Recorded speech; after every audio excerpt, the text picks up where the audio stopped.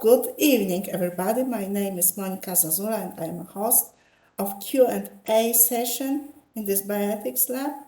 So I would like to welcome our special guest, Mariya Yarema from Ukraine. Thank you, Mariya, that you have agreed to give us a lecture. It was a really nice lecture. Congratulations. I really enjoyed it. Thank you. How are you today? I'm fine, more or less. Just everything is okay. Thank you. So first, I would like to ask my personal question. It is quite interesting for me how people in Ukraine deal with surrogate motherhood, and especially now during the war. Society in Ukraine is just divided because attitude to surrogacy is not it's not unique for everybody. There are some people who support surrogacy, and even now during the war, because they believe that surrogacy is a generous, very generous process for unfertile couples, and the other part of society doesn't support.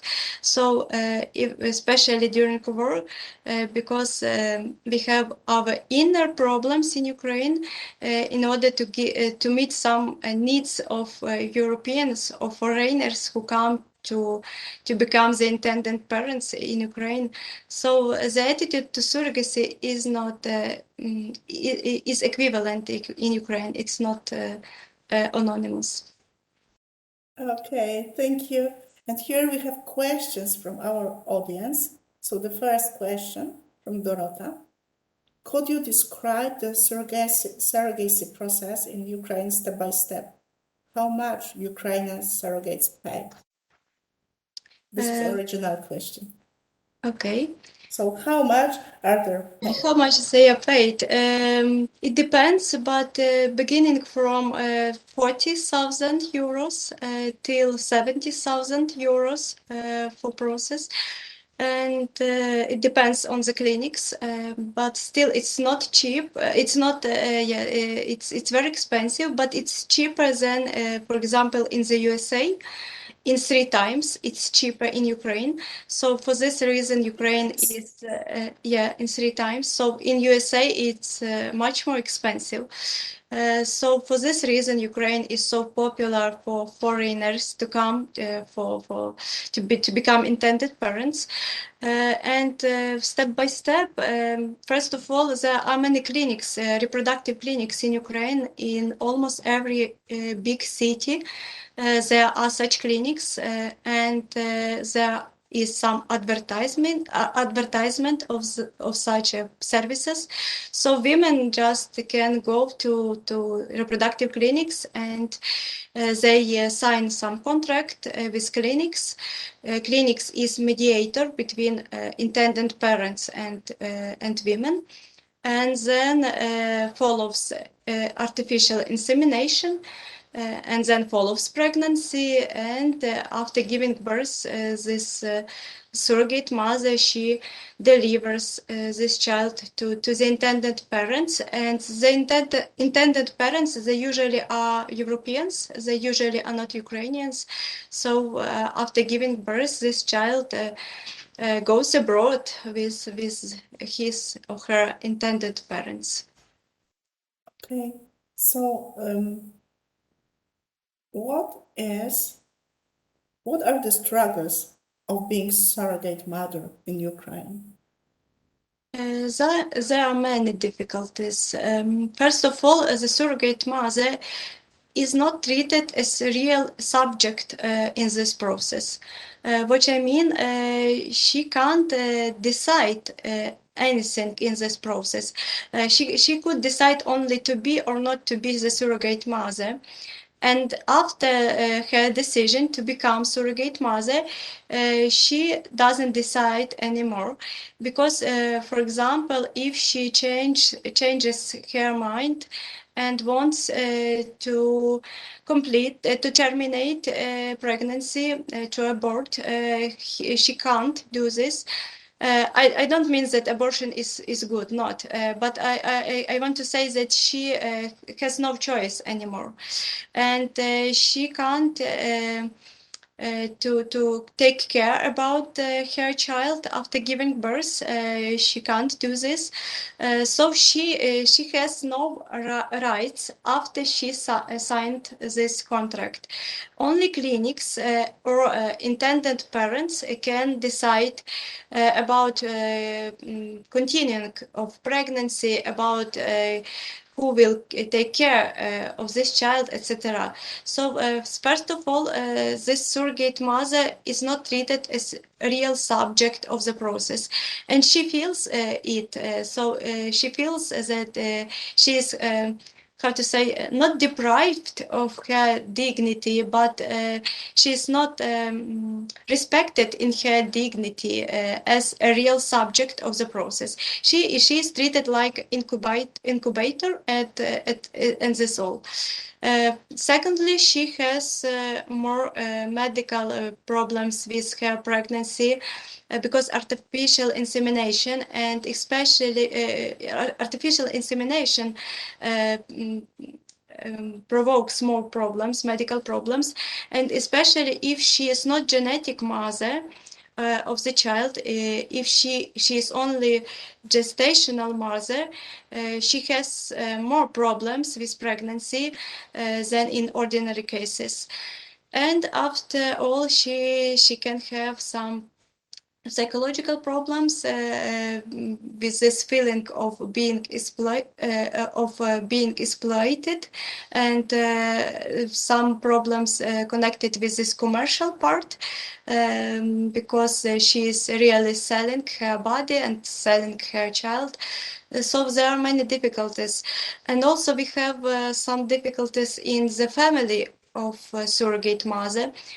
Because her husband usually doesn't have positive feelings during her pregnancy, even if he gives his permission to the surrogacy, and usually he has to give his permission, but psychologically this husband, this man, is not very satisfied or content that his wife is pregnant with a child of the other man. So during the pregnancy, he doesn't have some positive feelings towards his wife. And the children of this surrogate mother, of course, they are also influenced because they have to live separately from their mom, especially at the third part of pregnancy. And usually these children are small, of surrogate mother, and they need mother's care, and she is absent for several months. So there are many struggles or difficulties in all of this process. Okay, could you be so kind to explain step by step this whole process? This is somehow difficult for me to understand all elements of this process because they are quite complicated. Yeah, it depends whether we speak about traditional surrogacy or gestational surrogacy. If it is traditional surrogacy, this woman, she is egg donator, and she is a donator of womb. So she just suffers this artificial fecundation, and she births this child during whole pregnancy. And in this case, she is medically saying she is more safe because a child is genetically connected with her. But after giving birth, she is also more. It's more possible that she would not like to give up this child, which is genetically connected with her. And if it is gestational surrogacy, there are two donors, and this usually intended parents, and she is not involved in conception of this child, and she just receives this child in her womb after artificial fecundation. So she enters the process at the second place. She is not from the beginning in this process. And after giving birth, the same. She has to give up this child. And not to try to connect with this child anymore, never in her life. Her person is under secret, so clinics will not provide some information about this woman, and she will not know about the destiny of this child. So she after this 9 months, she is deprived of possibility to contact with her own child. And she earns money, of course, usually, yes, she earns money for this procedure. And how about the separation with her own children? Younger Usually clinics they look for some house, separate building for such women. So the surrogate mothers, they usually live separately in some special accommodations. And in some rare cases, the surrogate mother wants to live with her own family, with her own children. And she can, but it's also very dangerous for her children, especially because if these children have, I don't know, 5-6 years, they will remember that their mother was pregnant, and when they become more adult, they can give these questions: where is our brother or sister? Because they become aware of pregnancy. And it is very dangerous for their psychological health, mental health, because they can just feel themselves in danger, that if their mother could give up brother or sister, she also can do the same with them, with these children. So it's very very negative feelings for these children. For this reason, usually surrogate mother doesn't live with her family in the third part of pregnancy, and she lives separately and comes home after giving birth, after finishing this procedure. Okay. Both solutions are hard to imagine. It must be very hard for mother. Yeah. Okay, thank you. So I have the next question. Do surrogate children feel different? What do they say about being surrogate children? How do surrogate children comment on surrogate motherhood? It is a difficult question because in such countries as Ukraine, as Russia, Kazakhstan, and other countries, we don't really have many surveys about surrogacy, because surrogacy is legalized, but it is not perceived by society as something very good. So country is not interested in such researches, in such surveys, and Ukraine as a state hides the information, the statistics about surrogacy, and so we don't have real surveys in Ukraine. We have some surveys in the United States, because in some states of America, commercial surrogacy is also allowed. So in the USA we have some surveys, but we don't have enough of these surveys. So small information about this, but still we know that such surrogate children, they feel different. They feel how to say, abnormality of having of this fact that they have two biological mothers. Usually they say that it provokes a crisis of self-identification, and they want to see their surrogate mother.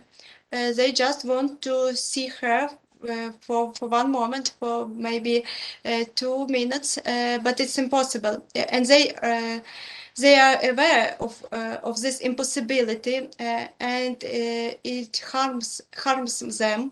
They won't see their biological mother, especially if she is the only biological mother, if she was also egg donor. And this impossibility provokes suffering and lack of normal self-identification. If this surrogate mother was only gestational mother, is the other problem, because having of two mothers is not normal for people, and this surrogate children feel the abnormality not in positive sense, like uniqueness. So okay, everybody has one mother and I have two mothers. No, they don't feel it in positive way.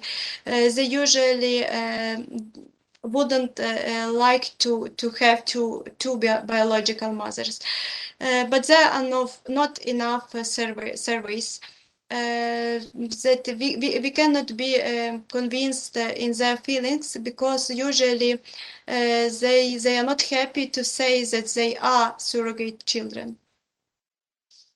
Okay, thank you. The next question, is it possible to cancel the surrogate contract? Are there any statistics here?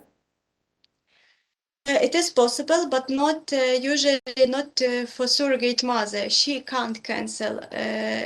Usually, it depends on country. In Ukraine, surrogate mother is not a real subject.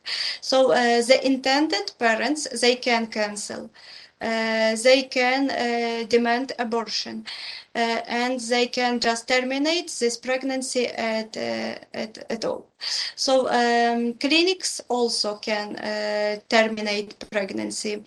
So everybody, apart from surrogate mother, usually, she can't terminate pregnancy because this child is not recognized to be her child. She is recognized only to be incubator and not to be a real mother of this child. But clinics and intended parents, they can cancel this contract, but we don't have statistics. I repeat it constantly because we just can imagine the situation. More or less in the media in Ukraine, they say that 2,500 children are born each year in Ukraine from surrogacy, but we don't know exactly, and we don't know how many of these contracts were cancelled and were not successful, etc. We can only imagine because the state hides this information. Okay. So I have a next question, which is linked to abortion. Are potential parents aware of genetic differences that can be inherited? Is there any protection for children in a case where prenatal tests indicate an inherited genetic disorder? Will this child be aborted? Yes, they can, and it is a real problem. These children don't have any rights. If they had these rights, the commercial surrogacy would be banned in Ukraine and in the world, because these children are treated like not like human beings really, but like some products. For example, if the intended parents want to terminate pregnancy or just changed mind, or they don't want to take this child for upbringing because this child isn't beautiful enough or isn't healthy enough for them, they can do anything they want. Really, they can give up this child, and this child is no more necessary for anybody, neither for surrogate mother, nor for the intended parents, nor for these clinics, nor for the state, because the state doesn't have good orphanages in Ukraine. So this child is not necessary like a product which is with some with some defects. So imaginal defects or real defects. So it's not necessary anymore. So the children, they don't have real rights. Let's say surrogacy doesn't predict real rights of these children and of surrogate mothers, let's say. But these clinics, reproductive clinics, they try to find potential surrogate mothers with good health, reproductive health, with good health of her children. I mean, surrogate mother can't be a woman who doesn't have own children, and these children have to be more or less healthy. So they tried to find persons with less risks of genetic aberrances, but it's impossible to predict developmental some problems. So it's impossible to predict, but they try to predict it, especially if they check the health of these children of surrogate mother before they sign contract with her. Okay, this is complicated. And regarding abortion, I have another question from Dorota.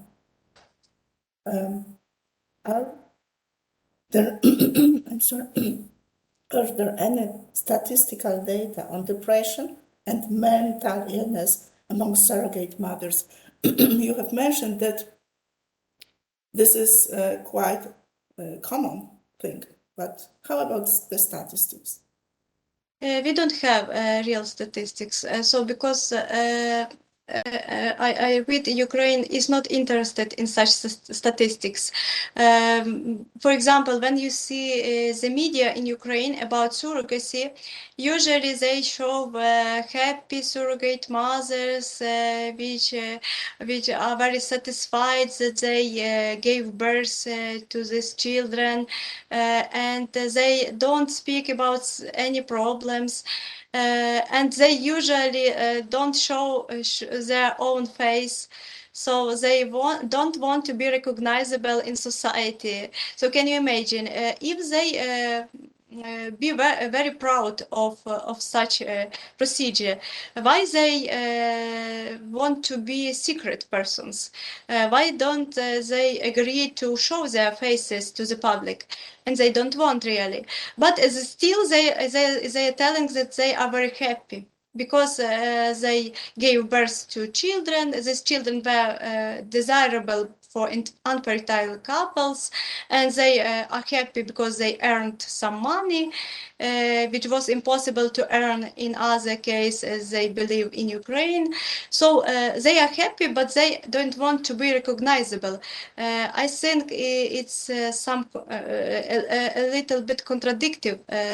If they believe that they are very successful, why they don't want to be recognizable in society? So usually surrogate mothers don't speak about any mental problems, depressions usually, and I think that these clinics, reproductive clinics, they coerce such women to tell these things on TV, on media, because it is useful for such clinics. And if these women have some mental problems, I think they will not connect it with surrogacy, because usually they don't want that anybody except of close relatives know about this. They usually change, for example, if they want to be surrogate mothers, they can change a city. When they, if I live in Lviv, I go to become a surrogate mother to Kyiv, for example, not to provoke some questions from my friends, etc. So it's not the process which is very popular, let's say. It is something which is condemned usually by society, not by everybody. There are many supporters of surrogacy, okay, in Ukraine, but a big part of Ukrainians don't support. So these people don't feel themselves very good in this society, and they try to avoid attention. And for this reason, they will not tell about some problems. Okay, and how about the United States? Maybe we have some data on depression from publications. I really didn't find this, but there are many processes in courts, American courts. I mean, not only in American, also in Ukrainian. So I mean, when a surrogate mother doesn't want to deliver this child, and in this courts, very often this surrogate mother can't defend her rights for this child, and then a state coerces her to give up this child. And I think that after this decision of courts, maybe these women suffer depressions, because they really loved these children, maybe unexpectedly for themselves, but if they are ready to go to court to defend the right to be a mother of this child, so I mean it means that they suffer from this from this decision of the court. And there are a lot of such cases with surrogate mothers, indeed. I mean, surrogacy provokes, I believe, depressions, but still it's not very researched till now. Okay, thank you. And the next question, where and when surrogacy was legalized for the first time? I don't know exactly. I know that the USA was the first country with successful efforts of surrogacy. Is a traditional or gestational surrogacy, and I believe that the USA was some states of USA were the first states in the world which legalized surrogacy, but I'm not sure. I didn't find information about who was the first, but I believe that the USA was the first, because USA was in avant-garde of this process, of this practice in the world. Okay, so can you give us examples of famous people or children that were born through surrogacy? I really don't know surrogate children who became famous persons, but we know many famous intended parents who received surrogate children. I mean, Nicole Kidman or Michael Jackson. Michael Jackson, Cristiano Ronaldo, and Elton Johns, and others. So there are many famous actors, especially actors and also sport stars. It is very popular among them to be involved in surrogacy, to receive children from surrogate mothers. Many homosexual couples of famous people, they use this practice. But I don't know really surrogate children who would be famous persons. Maybe these children are not adult enough to become famous. I don't know, because usually in majority of cases it was after 2005, maybe 2002, that this popular famous people like began this try to receive children from surrogate mothers, and I believe these children are now in age of 20 years, more or less. These children, because the surrogacy was successfully done in 80s of the last century, but it was not so popular in the world. And at the beginning of our time, I mean 21st century, this practice is much more popular, but these children are not maybe adult enough to be famous, or we just don't know. I don't know. Okay, so the next question, are there any positive sides of surrogacy?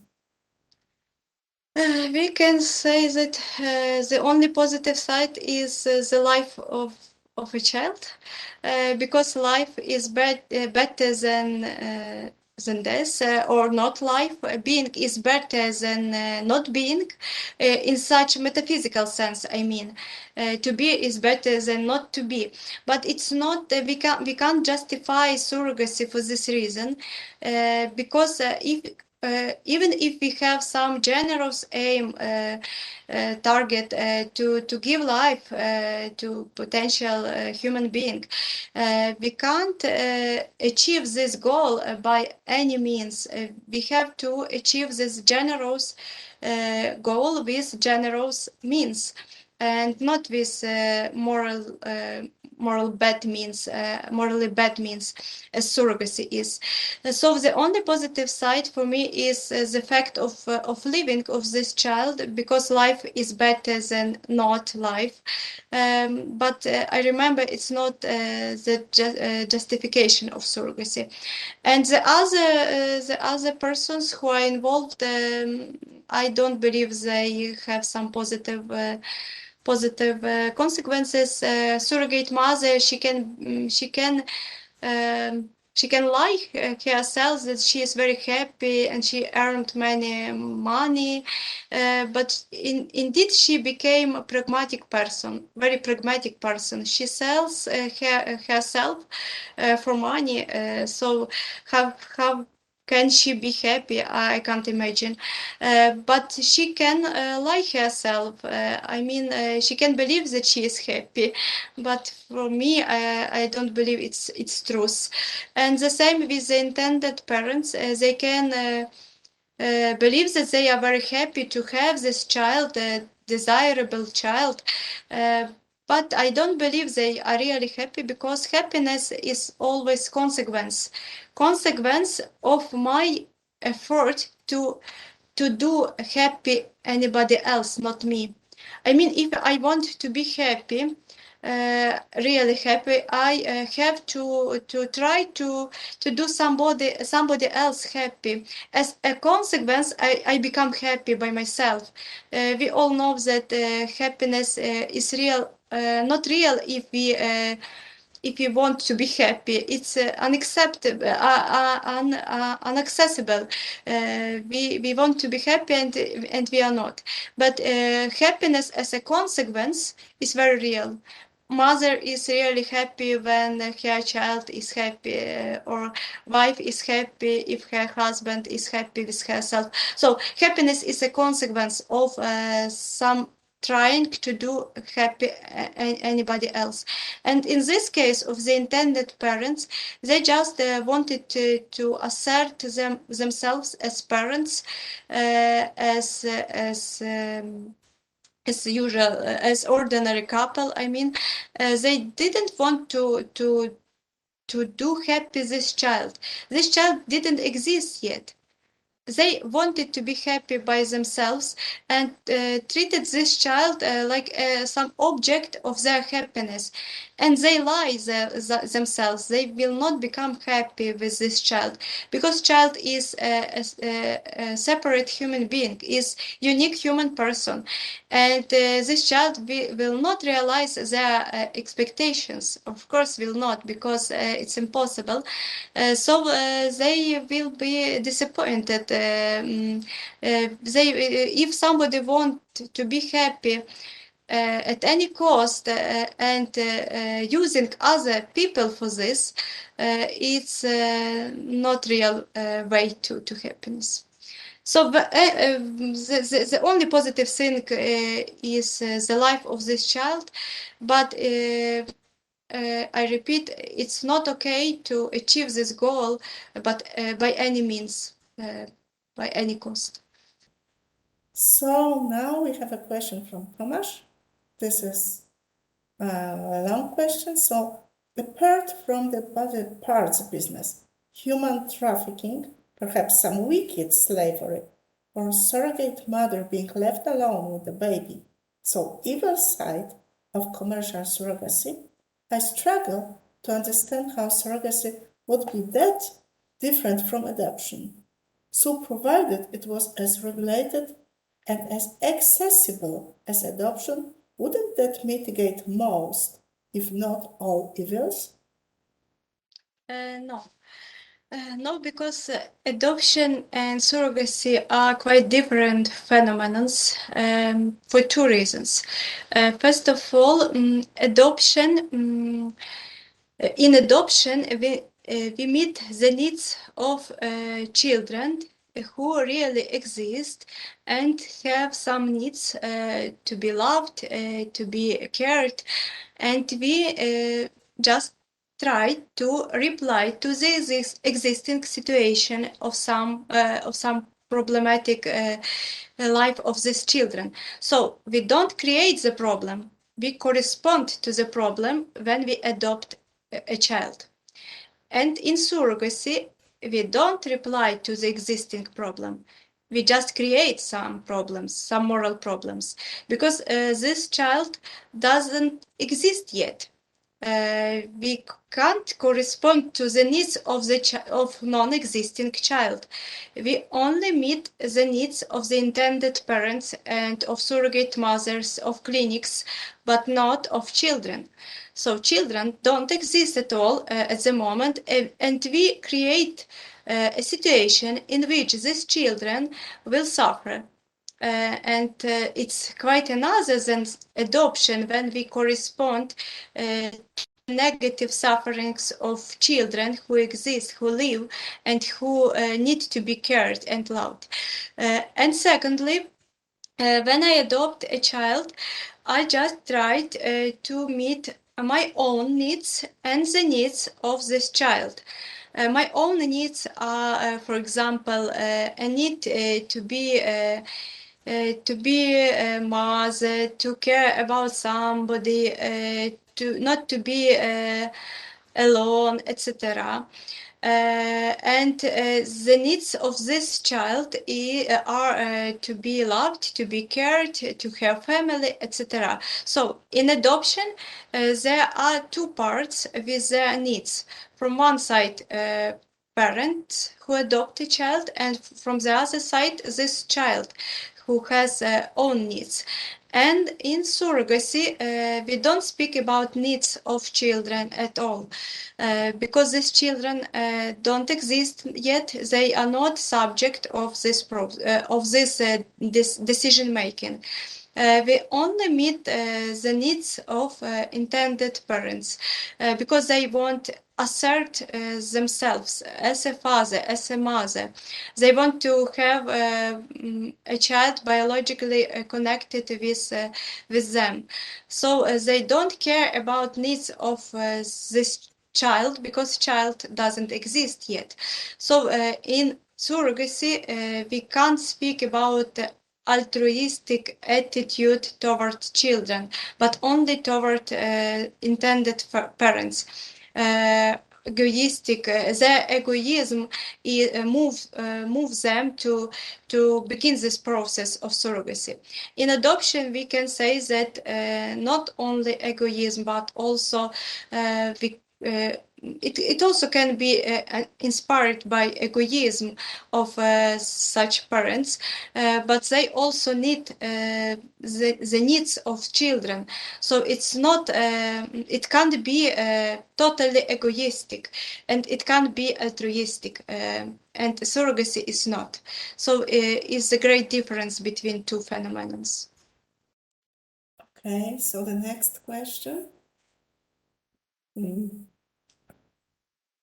How would you talk a liberal, not or even anti-Christian, pro-choice person out of surrogacy? I want just to underline that in India, Cambodia, and other states of Asia, surrogate motherhood was banned because not because of Christian arguments. These countries are not Christian, and their arguments are useful and are valid for everybody, Christian or not, pro-choice or not. I mean, the main argument is exploitation of women. India has banned surrogacy because of exploitation of poor women in India, and they just prohibited surrogate motherhood for foreigners. So exploitation of women, selling of body functions, selling of babies. So commercial part of this process are the main arguments against surrogacy for everybody, not only for Christians. If we speak with liberal persons, they don't believe in any rights of children. Usually they say that children are human beings, but not are human persons. I mean children not born yet, embryos, for example. And usually non-Christians, they don't recognize rights of non-born children, but arguments of exploitation of women is valid for everybody, and the argument of selling of babies like a form of slavery is valid for everybody, I believe. And for Christians, we have more reasons to ban surrogacy, because we also believe in rights of children, non-born children. Okay, and what do you think? How liberal states or countries justify surrogacy? They have legal arrangements and they have to justify it. And you are telling us terrible things. So how to justify it? They just say that everybody can do whatever he or she wants if this decision doesn't harm others. I mean, they justify this absolutistic conception of freedom. Which is not okay, of course, but they try to justify surrogacy with this absolute freedom of women to do whatever they want with their bodies and with their babies, because babies are not treated as human persons. So it is this not normal, this conception of freedom at the basis of such justification. Okay, thank you very much. And I have the next question about Ukraine and Russian invasion. So what happened to the surrogate babies in Ukraine after the Russian invasion? What is an actual situation after a year of death and destruction? After invasion, so the surrogate mothers, as other pregnant women, they just were coerced to give birth in shelters, usually, so without necessary medical assistance, at times without necessary conditions. So shelters, they are not like adopted to giving birth. Shelters are shelters. So these women were in the same conditions as any other pregnant woman in Ukraine. and it was at the beginning of war, and now many of these clinics just have evacuated the surrogate mothers on the western part of Ukraine, which is more or less safe. Yes, also in western Ukraine we have some missiles attacks, we have some bombing, but it's not so often as in eastern Ukraine, in south Ukraine, and it is more or less safe. But we can imagine that nobody is in complete safety in Ukraine now.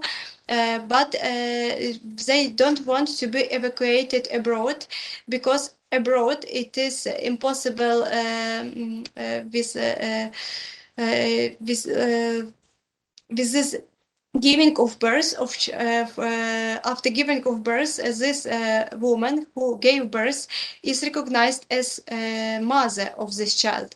Usually it is legislation of European countries, and this mother who is intended mother is not recognized as mother, and she can't take this child for upbringing. So there are some legal problems in European countries. So surrogate mothers are not happy to be evacuated abroad, because they can't earn this money, they can't deliver this child. So there are many legal problems in Europe.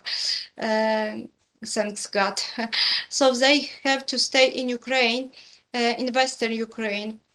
But I hope that Ukraine also will change this legislation of surrogacy. I hope. Okay, thank you. We have another question about Russia. Is surrogacy legal in Russia?